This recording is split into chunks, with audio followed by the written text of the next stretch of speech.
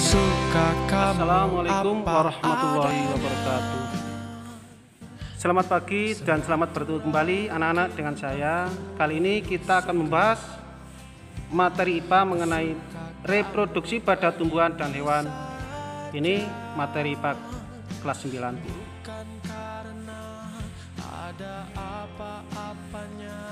Reproduksi aseksual buatan. Kalau reproduksi aseksual alami sudah kita bahas sebelumnya. Pernahkah kamu mendengar tentang pohon jeruk yang masih muda tetapi mampu menghasilkan buah dalam jumlah banyak dan rasa yang manis? Apakah jeruk manis demikian ada secara alami di alam? Tahukah kamu bagaimana singkong atau ketela pohon ditanam di kebun yang luas? Nah, reproduksi aseksual dapat terjadi secara alami di alam seperti yang telah dibahas sebelumnya. Reproduksi aseksual juga dapat dilakukan dengan bantuan manusia.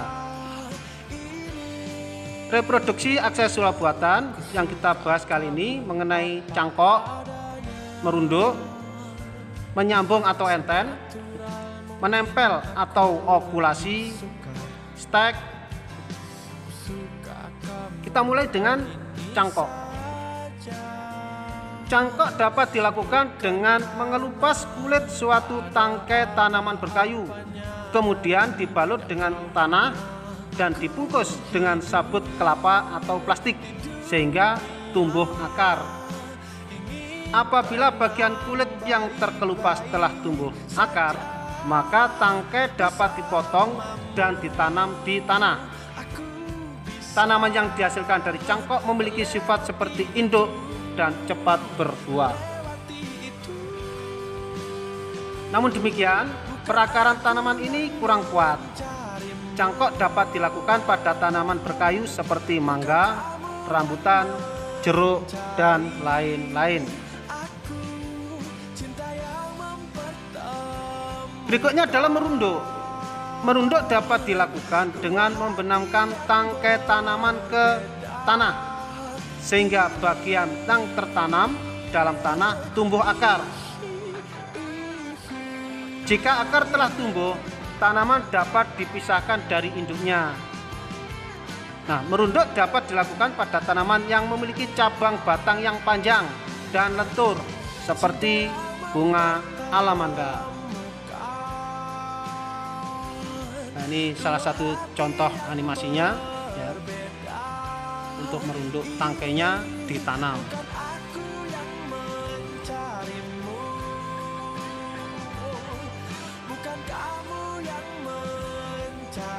Berikutnya adalah menyambung atau enten.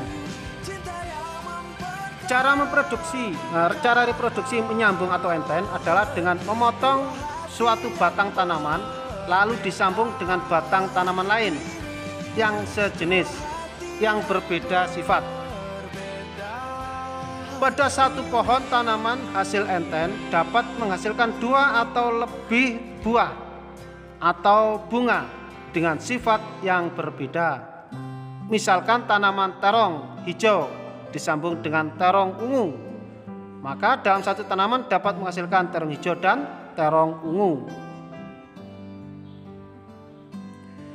Tanaman bougainville adalah salah satu tanaman yang sering disambung agar dalam satu tanaman terdapat beberapa warna bunga.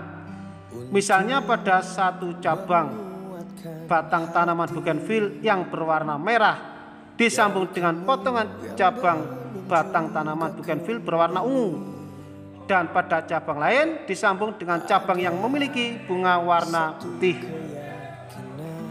Dengan demikian akan dihasilkan tanaman bougainville yang memiliki bunga beraneka warna dalam satu tanaman. Berikutnya menempel atau ovulasi. Cara reproduksi menempel atau ovulasi dapat dilakukan dengan menempelkan mata tunas yang ada pada kulit tanaman pada batang tanaman yang lain yang sejenis. Teknik ovulasi atau menempel sering digunakan oleh petani untuk mendapatkan tanaman unggul dari 2 atau lebih tanaman yang sejenis. Ini contoh menempel. Salah satu penerapan teknik okulasi ialah untuk menghasilkan buah jeruk dengan sifat unggul. Terdapat jenis pohon jeruk berbatang kuat, jeruknya berukuran kecil serta rasanya masam. Dan terdapat pula jenis pohon jeruk yang batangnya tidak terlalu kuat, tetapi jeruknya besar dan manis. Mata tunas pohon jeruk dengan hasil buah besar dan manis ditempelkan pada batang pohon jeruk yang berbatang kuat. Oleh karena itu akan dihasilkan pohon jeruk yang berbatang kuat dengan buah yang besar dan manis. Pohon jeruk yang masih muda tetapi mampu menghasilkan buah dalam jumlah banyak dan rasa yang manis dapat dihasilkan melalui teknik okulasi. Berikutnya yang terakhir adalah stek. Stek adalah cara reproduksi vegetatif dengan memotong atau memisahkan dari induk suatu bagian tanaman dan kemudian ditanam untuk menghasilkan individu baru. Misalnya untuk menanam ketila pohon, ini yang tidak asing yang sering kita jumpai dalam kehidupan sehari-hari. Atau bunga mawar, dapat menggunakan batangnya atau disebut stek batang. Tanaman cocor bebek dapat diperbanyak dengan menggunakan stek daun. Tanaman sukun dapat diperbanyak dengan menggunakan stek akar. Petani juga menggunakan teknik stek untuk menanam tebu, rumput gajah, untuk pakan ternak, dan pohon seruni. Ini salah satu contoh aplikasi dari stek batang pada ketila pohon.